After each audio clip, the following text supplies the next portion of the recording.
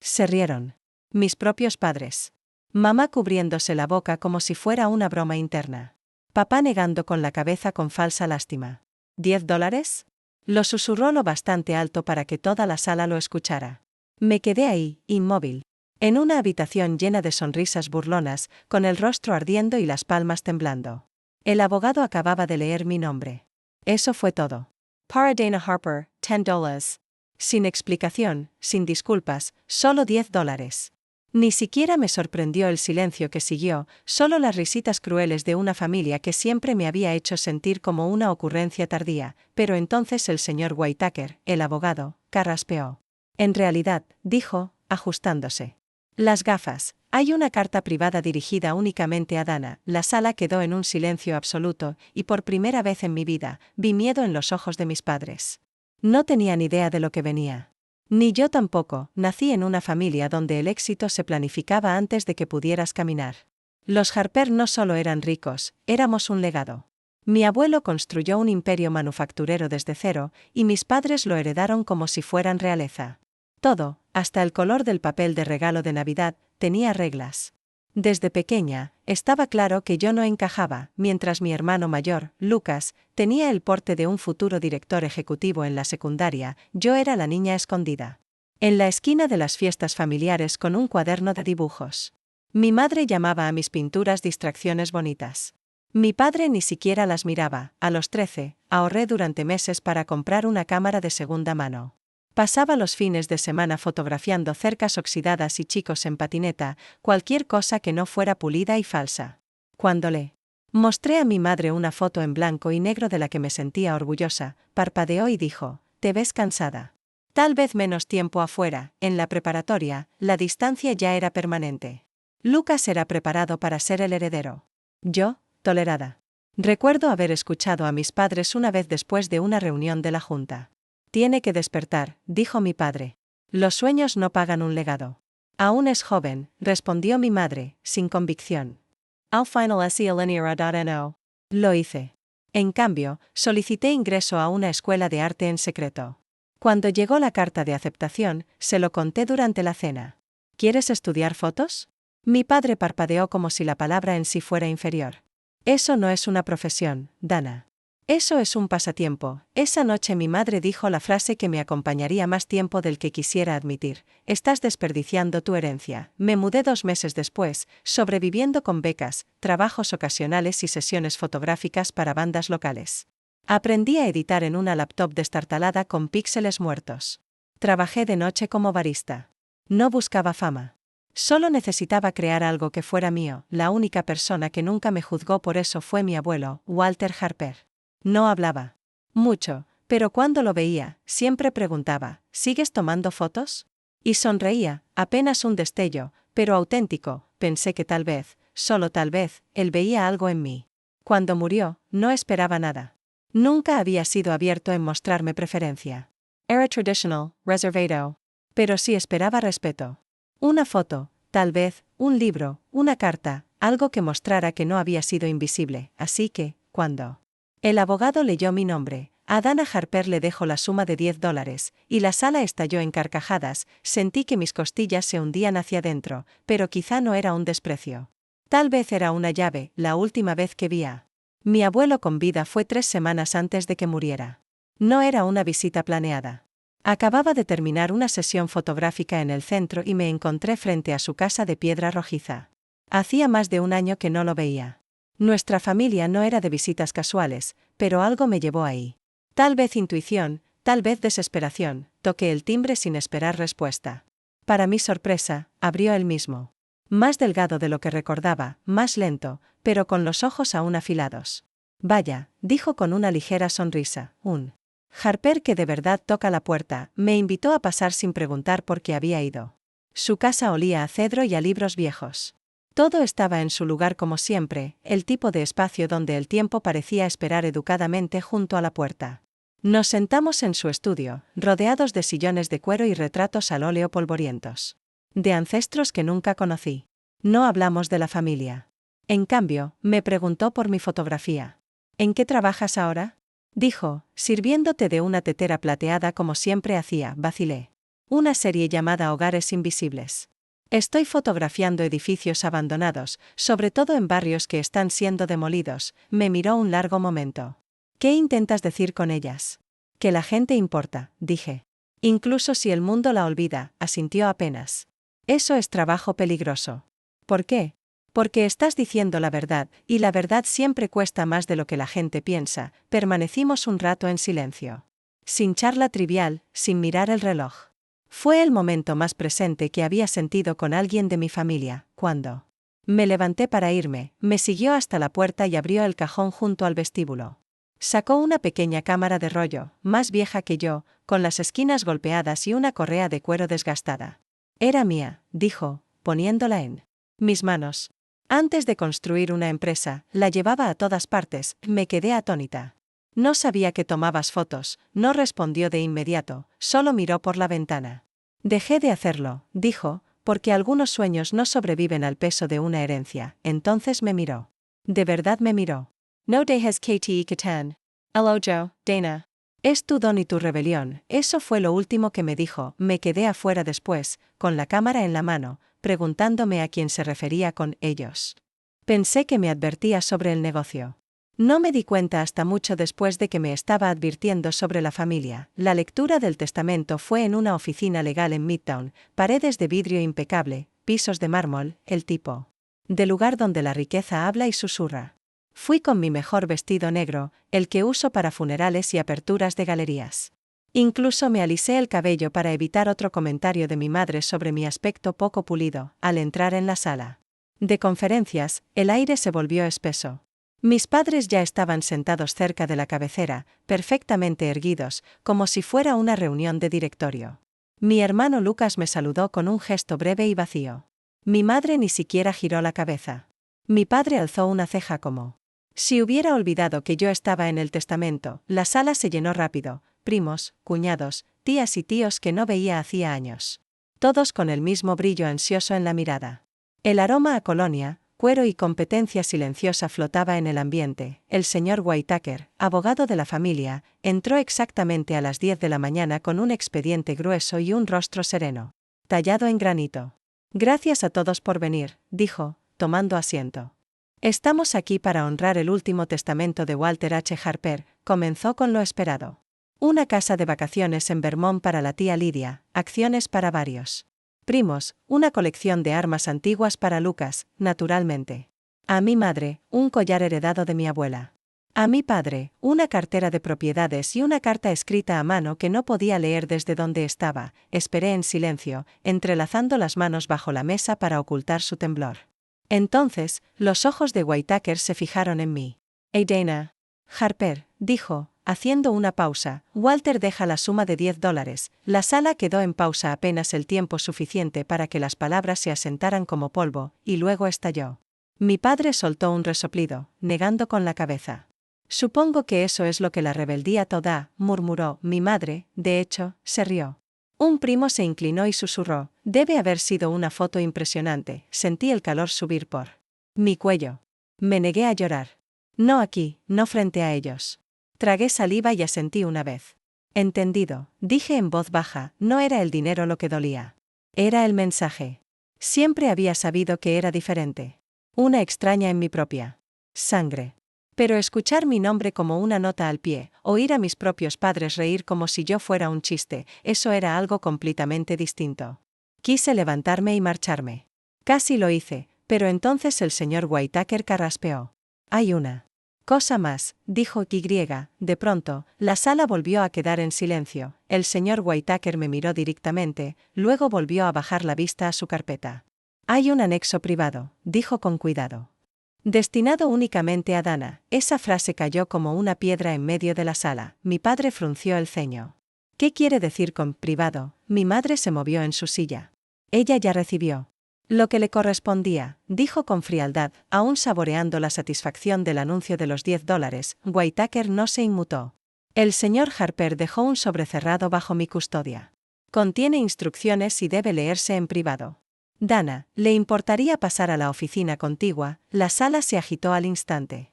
Murmullos, sospechas, miradas de reojo. Mis padres ni siquiera intentaron ocultar su irritación. Lucas parecía confundido, como si se hubiera perdido algo importante en el boletín familiar. Me levanté lentamente, con el corazón golpeando en mi pecho. No crucé la mirada con nadie. Mientras seguía al señor Whitaker por el corto pasillo, sentía cada mirada clavada en mi espalda. El aire en la sala más pequeña era más fresco, más silencioso. Mi pulso era ensordecido. Whitaker cerró la puerta suavemente detrás de nosotros. Sobre el escritorio, frente a mí, había un sobre grueso, color crema, con mi nombre escrito en una delicada caligrafía cursiva.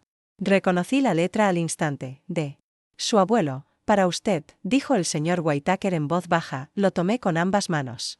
Se sentía más pesado de lo que parecía. Me giré hacia él. ¿Lo leyó? Sacudió la cabeza. Me indicaron que no lo hiciera, pero me pidieron darle tiempo.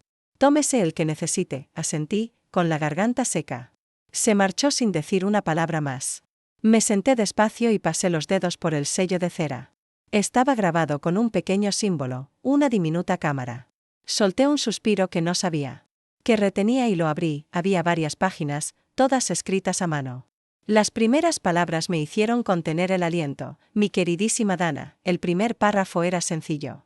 Se disculpaba por la escena en la sala principal. Decía que sabía que había dolido, y que esa era la intención. Necesitaba que ellos te mostraran quiénes son realmente cuando creen que no tienes poder. A medida que leía, el mundo a mi alrededor desaparecía. Línea tras línea, mi abuelo desplegaba un plan secreto gestado durante meses. La herencia de los $10 era un señuelo, un escudo. Había hecho los arreglos para que la verdadera herencia no pasara por la lectura pública. Yo era la única beneficiaria de la Fundación Harper. No la Junta, no Lucas, no mis padres. Yo, junto con eso, recibía la propiedad de una galería privada, un estudio en el ático y el 70% de control de Harper Creative Trust, una sociedad tenedora con más valor que todas las propiedades repartidas en esa mesa combinadas, y entonces llegó la frase que lo cambiaría todo. Se rieron, Dana, pero se rieron demasiado pronto. Leí la carta 3 veces antes de creerlo. Mi abuelo había orquestado una transferencia de poder tan elegante, tan calculada, que me dejó sin aliento.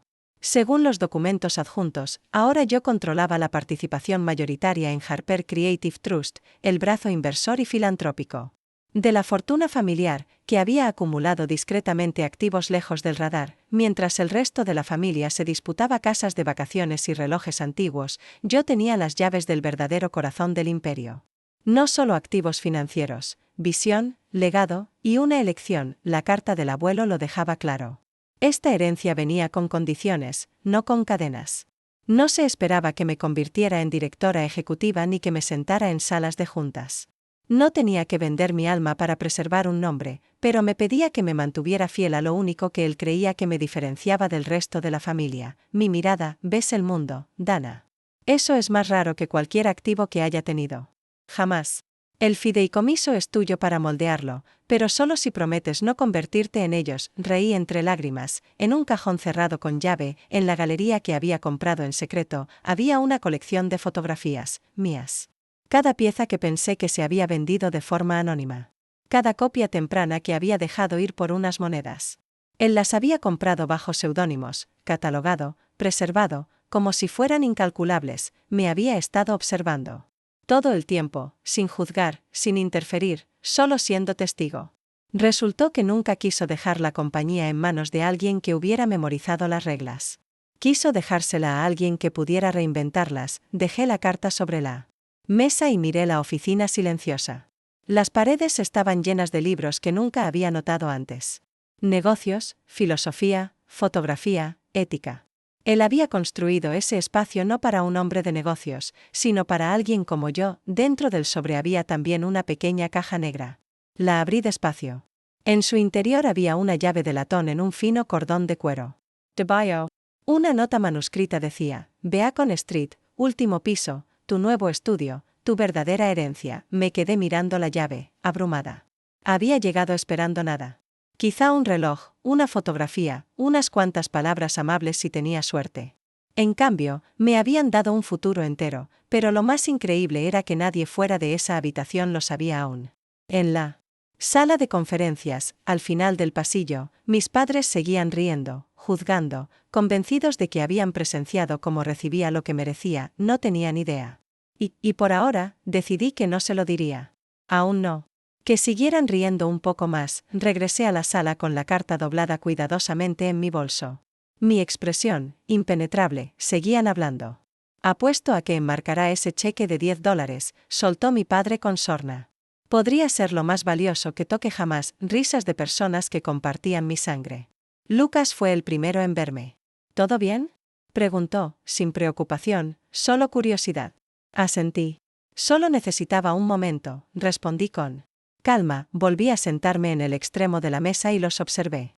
De verdad los observé, la manera en que mi madre jugueteaba con la cadena de su collar heredado. La forma en que mi padre se recostaba como un hombre que había ganado algo.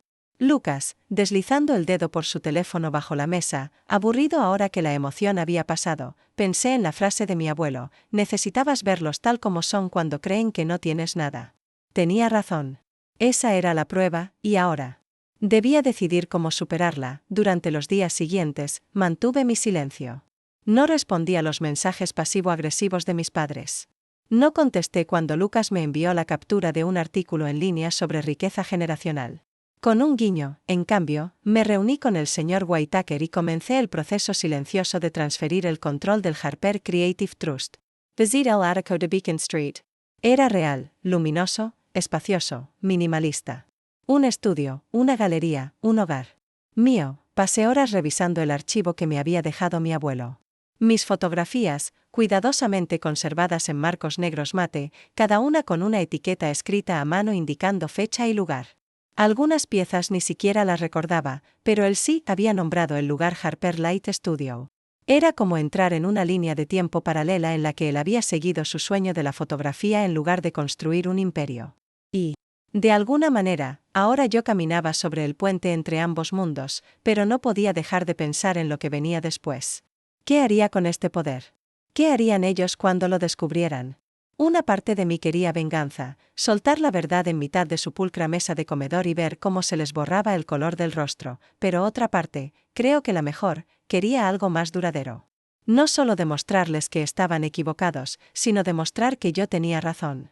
Construir algo con el regalo que me habían dado que no pudiera ser ignorado ni desestimado, esa sería mi victoria. Silenciosa. Completa. Creativa. 6 semanas después, salieron las invitaciones. Elegantes, minimalistas, imposibles de ignorar.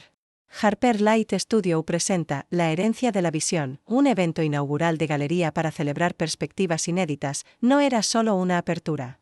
Era una declaración. El evento era solo por invitación. Críticos seleccionados, periodistas de arte, donantes, y, sí, mi familia. Les envié la suya por correo certificado, esperé. Lucas confirmó de inmediato, probablemente esperando exposición. Mi madre envió un vago, ya veremos. Mi padre no dijo nada, pero supe por Lucas que planeaban asistir. Curiosidad, ego. Quizá una necesidad de supervisar. Perfecto, la noche de la inauguración, el estudio brillaba. Las impresiones, de piso a techo, cubrían la galería. Todas mías. Las más tempranas eran crudas, imperfectas, mis experimentos adolescentes. La narrativa evolucionó. Fachadas abandonadas, sombras en las paredes de los callejones, retratos de los olvidados. Era la historia de mi voz formándose a través de la luz y el silencio. Pero la última sala era lo que realmente había estado. Esperando. En el centro, un pedestal con un cheque enmarcado, impreso en nítidos dólares, detrás de un vidrio iluminado como si fuera una obra maestra. A su lado, la placa que se le entregó a Dana Harper durante la lectura del testamento de Walter H. Harper. Valor, incalculable. Debajo, una segunda línea. A veces, la herencia más pequeña es la mayor prueba. Había calculado perfectamente su llegada. Entraron al salón principal en medio de un discurso.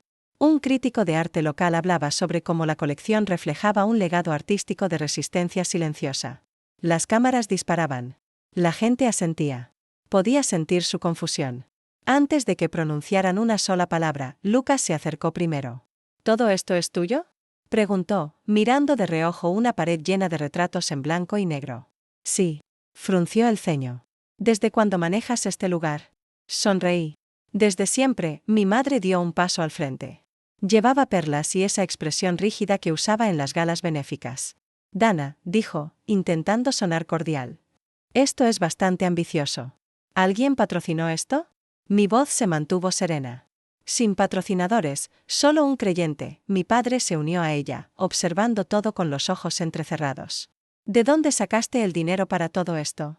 Incline la cabeza. Esa no es realmente la pregunta que quieres hacer, ¿verdad? No respondió. Justo en ese momento, el señor Whitaker apareció a mi lado. Sostenía una copa de champán y mostraba una sonrisa poco común. ¿Vamos?, preguntó. Asentí. Subimos a la pequeña tarima cerca de la exposición del cheque de $10. La sala se silenció. Damas y caballeros, comenzó Whitaker. Gracias por acompañarnos. Esta noche en Harper Light Studio, fundado y dedicado a la visión artística de Dana Harper. Un murmullo recorrió al público. Las cámaras se alzaron. También ha llegado el momento de compartir una parte de la historia que muchos de ustedes no conocen. Como albacea del patrimonio privado de Walter Harper, me honra anunciar que Dana Harper no solo es la fundadora de este estudio, sino también la única beneficiaria del Harper Creative Trust. Se escucharon jadeos audibles. Vi cómo el color se desvanecía del rostro de mi madre. Lucas parpadeó como si hubiera oído mal. Mi padre dio medio paso hacia adelante, pero se detuvo. Whitaker continuó. El señor Harper creía que el legado debía seguir al mérito, no a la sangre. La inquebrantable búsqueda de la verdad creativa por parte de Dana, a pesar del rechazo y la resistencia, le valió no solo su admiración, sino también su total respaldo. Alzó su copa hacia mí. A Dana Harper, la verdadera heredera. El aplauso fue instantáneo, atronador. Pero yo no miré al público. Los miré a ellos. Los labios de mi madre, apretados por la incredulidad. Los puños de mi padre, cerrados a los costados. Lucas, atónito, sin saber si enfadarse o impresionarse. Bajé de la tarima y caminé directamente hacia ellos. ¿Por qué no nos lo dijiste?, susurró mi madre con dureza. Porque nunca lo preguntaron, respondí con calma. Jamás preguntaron qué estaba construyendo. Solo preguntaron por qué no seguía sus reglas. Seguimos siendo tu familia, dijo ella. Y sin embargo, se rieron cuando me humillaron, contesté. ¿Esos $10? Creyeron que era la medida completa de mi valor, y esto. Mi padre hizo un gesto abarcando la galería. ¿Todo esto fue algún plan, una trampa? No, dije. Fue un espejo. Ustedes simplemente no quisieron ver lo que reflejaba, no dijeron nada. ¿Por qué? ¿Qué podían decir? Los dejé allí, de pie, y regresé hacia la multitud. Personas curiosas, interesadas, tal vez incluso orgullosas. Personas que me veían no como un fracaso, sino como una creadora. Y en ese momento, rodeada por mi obra, la fe de mi abuelo y la verdad hecha visible, sentí que había heredado algo mucho más grande que el dinero. Había heredado el poder de definirme a mí misma. Esa noche no regresé a casa. Me quedé en el ático que mi abuelo me había dejado. Cuando la galería quedó vacía y el murmullo se apagó, permanecí sola en el estudio de la última planta. Descalza sobre la madera, rodeada de mis propias fotografías. Afuera, la ciudad latía con una luz silenciosa, pero dentro, reinaba un recogimiento solemne. Sobre el escritorio estaba el cheque de $10, ya no escondido con vergüenza. Lo había vuelto a enmarcar después de la exposición, colocándolo junto a una fotografía de mi abuelo mirando por la ventana de un tren, la misma que tomé años atrás, cuando nadie más se dio cuenta de que observaba el mundo pasar en silencio. No. Era solo una herencia. Era un recordatorio. No me había dejado dinero para salvarme. Me lo dejó para liberarme. En las semanas siguientes, finalicé los planes para expandir Harper Light Studio en un programa de residencias para jóvenes artistas de comunidades desfavorecidas. Convertí un piso del edificio en estudios habitables, completos con materiales, equipo y oportunidades de mentoría. El primer grupo de artistas llegó tímido, igual que yo lo había sido, pero con el mismo hambre en la mirada. El Harper Creative Trust, ahora bajo mi dirección, comenzó a financiar becas para fotógrafos y narradores visuales emergentes, especialmente aquellos empujados a los márgenes. En la primera reunión del consejo, llevé vaqueros negros, botas y ninguna disculpa. Los otros fideicomisarios se mostraron atónitos hasta que presenté un plan trienal que equilibraba ganancias y filantropía con una estrategia precisa como un bisturí. El abuelo se había asegurado de que tuviera a los asesores correctos. Y yo había aprendido rápido. Lucas nunca volvió a aparecer por la galería. Mis padres dejaron de llamar. Y estaba bien.